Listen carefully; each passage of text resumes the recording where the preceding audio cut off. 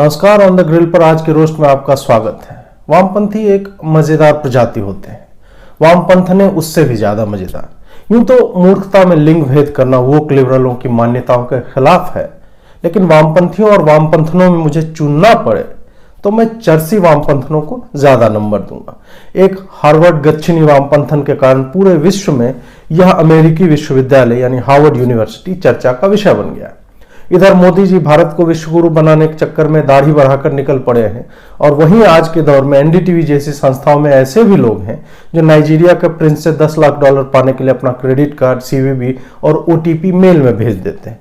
बाद में कट जाने पर सरकार को कोसते हैं कि यह क्या बात हुई, कार्ड नंबर और ओटीपी बता देने पर कोई भी मेरा पैसा निकाल लेगा, कोई सिक्योरिटी है ही नहीं इस देश में।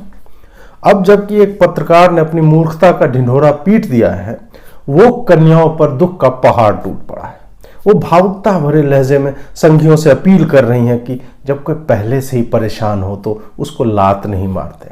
अंग्रेजी की कहावतें लिखी जा रही है कि don't kick someone when they are down, जबकि संघी लोग तो चाणक्य नीति से चलते हैं कि दुश्मन की संततियों का भी नाश आवश्यक है। यहाँ तो सिर्फ किक नहीं मार रहे, फुटबॉल बनाकर पूरा खेल ही खेल रहे हैं। एक लिख रहे हैं कि उनका भी एक बार कट गया था, इसलिए दूसरों के जले पर नमक छिड़कना असभ्यता है, क्रूरता है। सर ऐसा है कि आपका अभी भी कटा हुआ है, इसीलिए ज्ञान बांच रहे हैं। और हाँ, हम लोग वैसे नमक नहीं, मिर्च पाउडर छिड़कते हैं। एक दृष्टिकोण से देखें तो यह भी बात है कि निधि राजदान तो एनडीटीवी छोड़ने के बाद भी एनडीटीवी की ही पत्रकारिता कर रही थी। जो वस्तुतः अस्तित्व में नहीं है उसके होने का विश्वास दिलाना ही तो पिछले 6 सालों से इस संस्था की पत्रकारिता का हॉलमार्क रहा है। पूर्ण बहुमत से 2 बार चुनी हुई सरकार लोकतंत्र की सुंदरता नहीं बल्कि एनडीटीवी के अनुसार तानाशाही है। वैसे ही आपातकाल फांसीवाद इनके स्टूडियो में 72 बार आकर जा चुका है, जैसे कि एनआरसी विधेयक का ड्राफ्ट भी किसी के पास नहीं।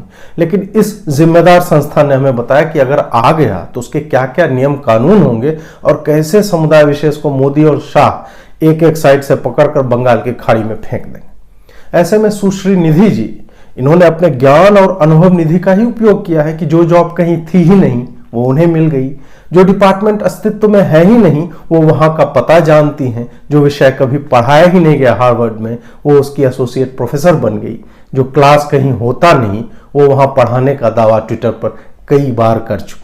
कई जानकार यह भी बताते हैं कि संघी लोग बड़े आराम से यह मान लेते हैं कि महाभारत हुआ था और रामायण इतिहास है, लेकिन यही दुष्ट लोग यह मानने को तैयार नहीं कि ऊपर कही गई बातें 9:15 नंबर प्लेटफॉर्म की तरफ ट्रॉली बैग लेकर तेज रफ्तार से दौड़ने पर, पिलर से टकराने पर संभव हो जाती। क्या किसी ने यह चेक किया कि पत्रकार महोदया के पास निम्बस 2000 या फायरबोल्ट झाड़ू रखी हुई है? वीजा के बारे में पूछने वाले चेक करें कि झाड़ू पर बैठकर आने जाने का वीजा लगता है कि नहीं। ये तो उनका बड़प्पन है कि उन्होंने दुनिया के मगलुओं को नीचा दिखाने की जगह स्वयं को ही फिशिंग का शिकार बताया।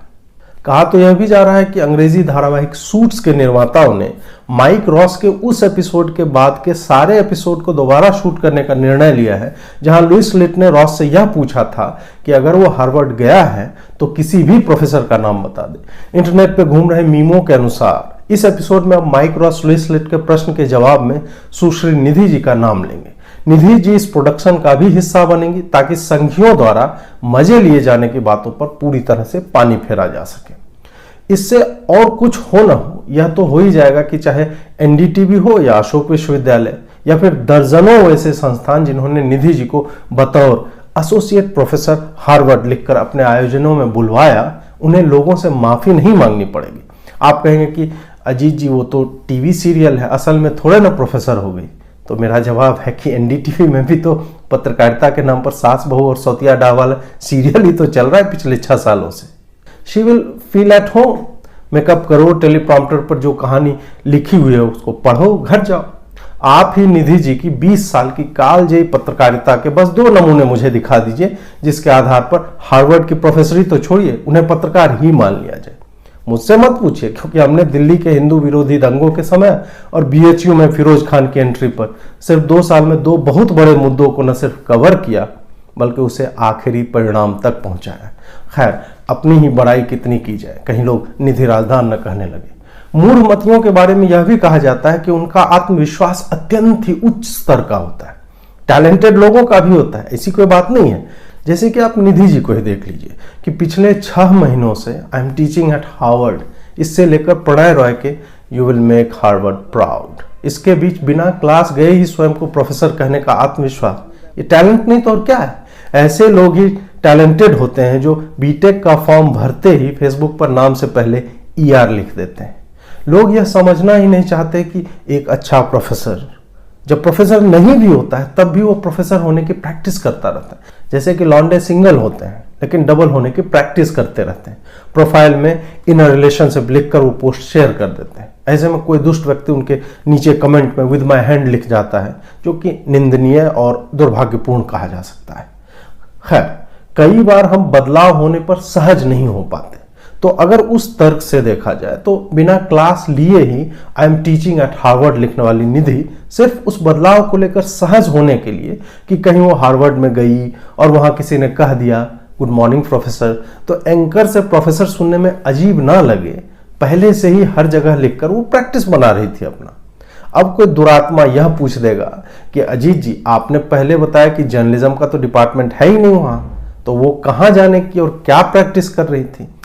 अरे, जब बिना ज्वाइनिंग लेटर देखे प्रणय रॉय हार्वर्ड को प्राउड बना रहे थे, तो क्या राधिका जी के साथ मिलकर एनडीटीवी के नाम पर जो 234 करोड़ रुपए का लाभ गैर कानूनी रूप से कमाया है, उसे 100 करोड़ हार्वर्ड को डोनेट करके डिपार्टमेंट ना सही एक क्लासरूम नहीं बनवा सकते? वो फेसबुक पर एक व्यक्ति ने जो वैभव सिंह के नाम से कुख्यात है, संघियों की मेहनत पर पानी फेरते हुए एक वीडियो साक्ष्य प्रस्तुत किया कि श्री राजकुमार उर्फ राणा साहब जी ने फोन करके बिना इंटरव्यू के ही जॉब लगवा दी। आप उसे यहां पे देख सकते हैं। रघु, तुम सिद्धार्थ इंडस्ट्रीज में फोन कर दो, कल सुबह वहां जाकर नौकरी शुरू कर देना। और राणा साहब, इंटरव्यू? हमारे फोन के बाद इंटरव्यू नहीं होता, लेटर ऑफ अपॉइंटमेंट सीधा मिलता है। लेकिन वहां हमने देखा कि जिस व्यक्ति की जॉब लगी थी वो पुरुष था और जगह सिद्धार्थ इंडस्ट्रीज थी। हालांकि कुछ लोग यह भी कह रहे हैं कि राणा साहब ने ऐसे कई लोगों को डायरेक्ट लेटर ऑफ अपॉइंटमेंट दिलवाया था और हो ना हो कोरोना के टाइम में जूम मीटिंग पर रघु ने सब कुछ मैनेज कर दिया हो। लेकिन कुछ लोग होते हैं जो हर बात में मजे लेने लगते हैं। कोई फिशिंग का शिकार हो गई और लोग लिख रहे हैं कि कम से कम एनडीटीवी का ही लेख तो पढ़ लेती। आपको क्या कोई ऐसा मेल आता है तो क्या आप पता करने लगते हैं कि एनडीटीवी पर कौन सा लेख छपा है, या कॉमन सेंस लगाते हैं?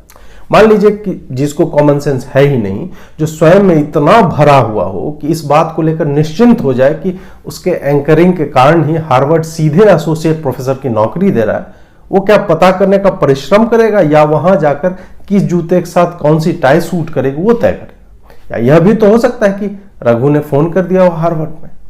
1% तो चांस था ना कि हार्वर्ड वाले एनडीटीवी के स्टूडियो में कैंपस सिलेक्शन लेकर आए हों। ऐसे में अचानक एक दिन बुला लेते और आपको किसी चीज की प्रैक्टिस है ही नहीं, फिर तो काम गड़बड़ा जाएगा ना।